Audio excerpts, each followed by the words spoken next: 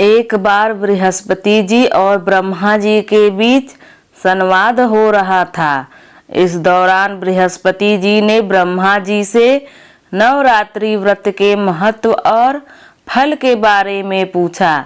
इसके जवाब में ब्रह्मा जी ने बताया, हे बृहस्पति, प्राचीन काल में मनोहर नगर में पीठत नाम का एक अनाथ ब्राह्मण रहता था।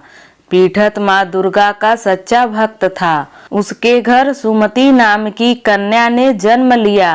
पीठत हर दिन माँ दुर्गा की पूजा करके हवन किया करता था। उस दौरान उसकी बेटी उपस्थित रहती थी। एक दिन सुमति पूजा के दौरान मौजूद नहीं थी। वह सहेलियों के साथ खेलने चली गई। इस बात पर पीठत को गुस्सा आया और उसने अपनी पुत्री सुमति को चेतावनी दी कि उसका विवाह किसी कुष्ठ रोगी या दरिद्र मनुष्य के साथ करवाएगा।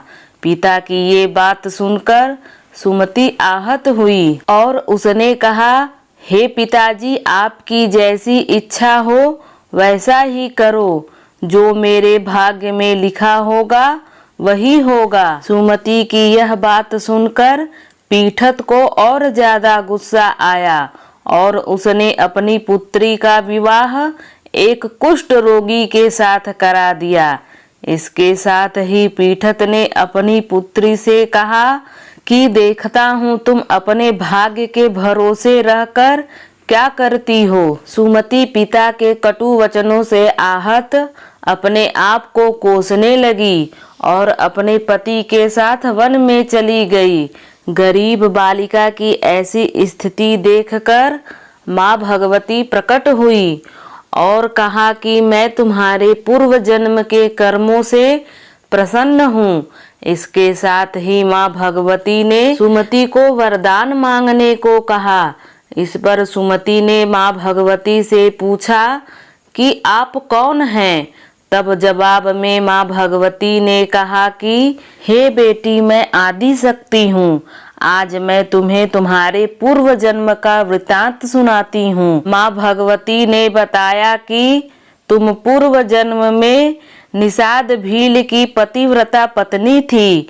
एक दिन तुम्हारा पति चोरी की वजह से पकड़ा गया। इसके बाद सिपाहियों ने तुम दोनों पति पत्नी को जेल में कैद कर दिया।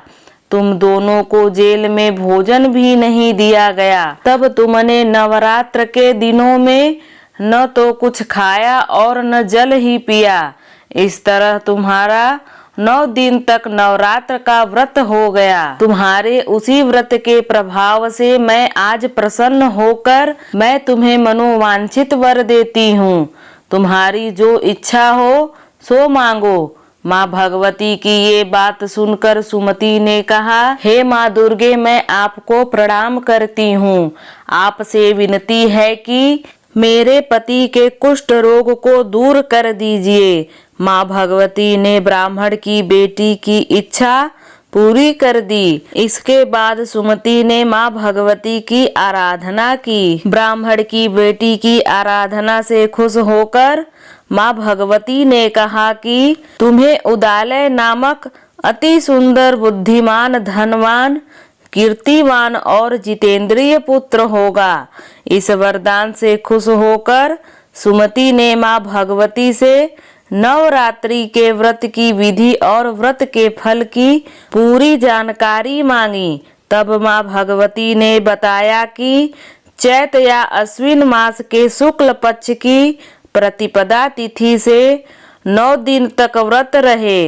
अगर व्रत नहीं रख सकते हैं तो एक समय का भोजन करें। कलश स्थापना करने के बाद वाटिका बनाकर उसको हमेशा जल से सींचना चाहिए।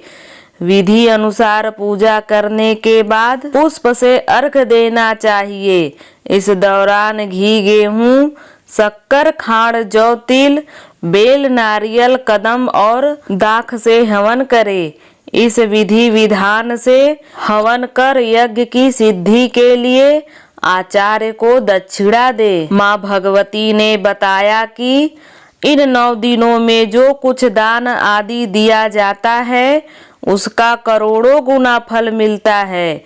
ब्राह्मण की बेटी को विधि और फल बताने के बाद माँ भगवती अंतर्ध्यान हो गई और अपने पूर्व जन्म के पुण्य के कारण सुमति का जीवन सुखपूर्वक बीतने लगा। हे माता रानी, आप इसी तरह हम सब पर भी अपनी कृपा दृष्टि बनाए रखें। दोस्तों, अगर आपको यह नवरात्रि की कहानी पसंद आए तो वीडियो को लाइक और चैनल को सब्सक्राइब जरूर करें और कमेंट में जय माता दी जरूर लिखें।